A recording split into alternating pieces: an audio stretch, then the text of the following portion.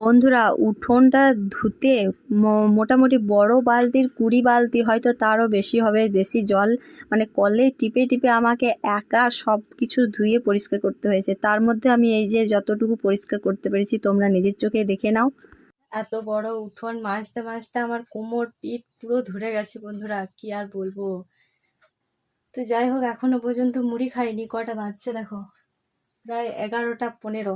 তো যাই হোক, জলখাবার একটু খাবো, তারপরে এই যে আগে ভাত চাপিয়ে দিয়েছি, আর ওদিকে এখনো মাছ পড়ে আছে, মাছ ধুতে যাব, মানে কাটবো আর কি, কেটে পরিষ্কার করে ধুয়ে আনবো।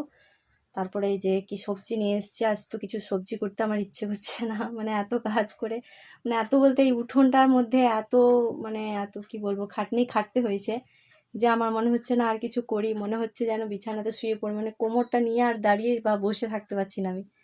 কিন্তু কিছু করার নেই, দেরি হয়ে গেছে, রান্নার সময় শুয়ে বসে থাকলেও হবে না।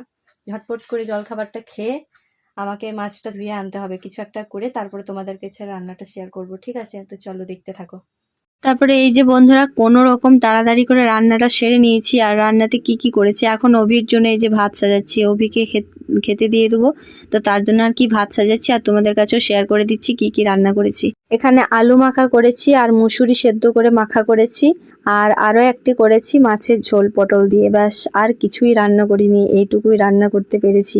তো যাই হোক, রান্না যেহেতু করতে ইচ্ছে করছিল না, যার কারণে শর্টে সেরে দিয়েছি। শর্টে বলতে পারছিলাম না বলে আর কি করেছি। আর এমনি আমাদের প্রায়শই রান্না হয়েই থাকে। ও বলে ঝোল ঝাল যখন করবে তখন খুব একটা বেশি তরকারি করে না, তার কারণে আর কি এরকম করি। তো যাই হোক, আজকের রান্না এইটুকুই, আজকের ভ্লগও এইটুকুই। তোমাদের সাথে আর কিছু আমি শেয়ার করতে পারবো না, কারণ দেখতেই তো পেয়েছো কতটা পরিশ্রম হয়েছে। আর যদি ব্লগ আমি বাড়িয়েই যাই, আর আমি এডিট করে উঠতে পারবো না পুরোটা। তো চলো, টাটা বাই বাই, দেখা হচ্ছে পরের ব্লগে।